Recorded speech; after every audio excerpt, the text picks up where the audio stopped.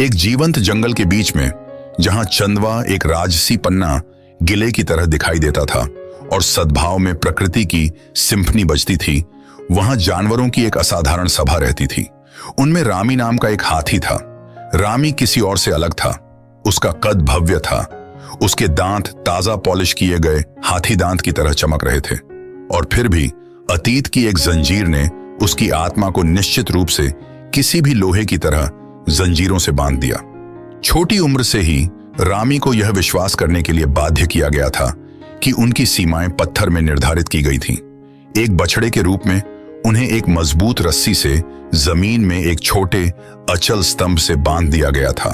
मुक्त होने के उनके कई प्रयासों के बावजूद उनकी युवा शक्ति बंधन के लिए कोई मुकाबला नहीं थी। समय के साथ वह आत्मसंतुष्ट हो गया, अपनी कैद के बारे में आश्वस्त हो गया, यहां तक कि जब वह एक शक्तिशाली हाथी के रूप में परिपक्व हुआ तो यह विश्वास कि वह मुक्त नहीं हो सकता था उसके साथ रहा, उसे वापस पकड़ लिया, एक मनोवैज्ञानिक जेल को बढ़ावा दिया जो किसी भी भौतिक जेल की तुलना में कहीं अधिक मजबूत था। एक दिन धूप से भीगा हुआ एक अप्रत्याशित मेहमान जंगल में आया। अमरा, पंखों वाली एक गौरैया जो पानी पर सूरज की रोशनी की तरह चमकती थी, रामी के पास नीचे उछल पड़ी। अमारा एक यात्री थी, एक बार्ड जिसकी कहानियों ने पशु साम्राज्य के कपड़े को एक साथ सिल दिया था। उनकी कहानियां सुनने वालों के भीतर परिवर्तन की लौ जगाने की उनकी क्षमता के लिए जानी जाती थी। रामी की दुर्दशा को देखते हुए, जब वह एक जर्जर लकड़ी के स्तंभ से केवल एक धागे से बंधा हुआ था, अमारा को दुख की लहर महसूस हुई। वह रामी की चौड़ी झुर्रियों वाली पीठ पर बैठ गई और फुसफुसाया, शक्तिशाली रामी, तुम इस छोटे से घेरे में क्यों रहती हो, जबकि पूरा जंगल तुम्हारे भव्य कदमों का इंतजार कर रहा है। रामी ने गहरी सांस ली। मैं इस रस्सी से बंधा हुआ हूं, छोटा पक्षी, चाहे मैं कितना भी प्रयास करूं, यह टूट नहीं पाएगा। अमारा ने अपने असीम ज्ञान से सत्य को देखा। रामी, प्रिय, जो रस्सी आपको बांधती है वह अब एक भ्रम के अलावा और कुछ नहीं है। आपकी शक्ति विशाल है, केवल एक खिंचाव आपको स्वतंत्रता प्रदान करेगा। अमारा के शब्दों ने रामी के भीतर जिज्ञासा की एक झलक पैदा कर दी, लेकिन दशकों के अनुकूलन ने उनकी कैद में उनके विश्वास को मजबूती से स्थापित कर दिया था। रामी की झिझक को देखते हुए अमारा ने अपनी एक कहानी को सामने लाने का फैसला किया, जो रामी की अपनी कहानी से अलग नहीं थी। एक बार एक तितली थी, अमारा ने शुरू किया। उसकी आवाज हवा की तरह संगीतमय थी। एक कांच के जार में पैदा हुई। जन्म से यह अपनी पारदर्शी दीवारों की सीमा के भीतर उड़ता थी, यह मानते हुए कि यही उसकी दुनिया है। एक दिन हवा का एक झोंका जार के ऊपर से टकराया और तितली को डर था कि यह नुकसान में आ गई है। लेकिन जैसे ही उसने सावधानीपूर्वक अपनी सीमाओं का परीक्षण किया, उसने उससे परे विशाल आकाश की खोज की। उसने महसूस किया कि जार कभी भी एक किला नहीं था, यह केवल एक शिक्षण उपकरण था। रामी ने ध्यान से सुना, इस कहानी के साथ एक अजीब प्रतिध्वनि महसूस की। अमारा ने आगे कहा, रामी, जो बात हमें बांधती है वह है हमारे विश्वास। तितली की दुनिया ने उस क्षण विस्तार किया जब उसने अपने कांच के अवरोध से परे देखने का विकल्प चुना।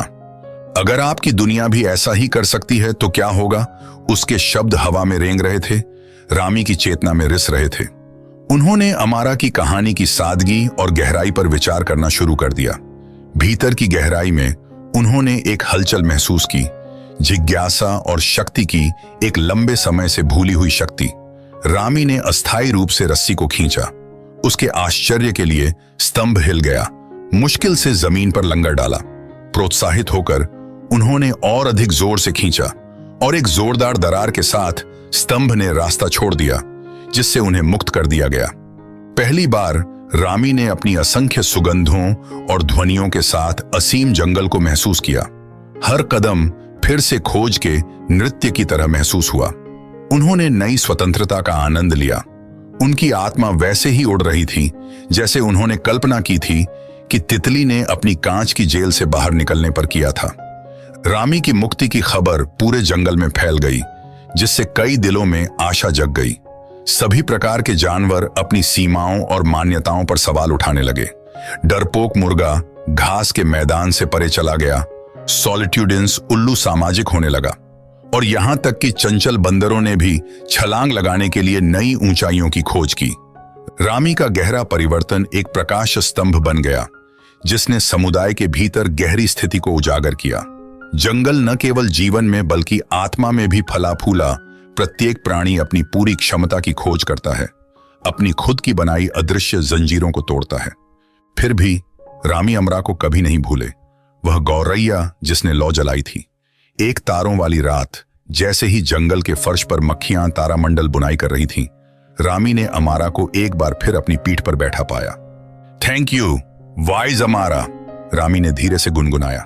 आपकी कहानी ने मेरी दुनिया को नया रूप दिया। अमरा ने अपनी आंखों में एक चमक और संतुष्टि की चमक के साथ जवाब दिया, कभी कभी जीवन की दिशा को बदलने के लिए केवल एक कहानी की आवश्यकता होती है। आप बदले में अपनी यात्रा साझा करें और दूसरों को मुक्त होने के लिए प्रेरित करें अपनी सीमाओं से।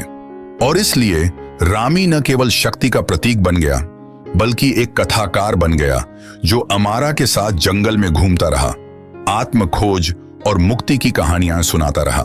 साथ में उन्होंने सभी को याद दिलाया कि हमारे विश्वासों में हमें कैद करने या मुक्त करने की शक्ति है और कभी कभी हमें केवल अपनी स्थिति के दांव पर लगाने का साहस करने की आवश्यकता होती है।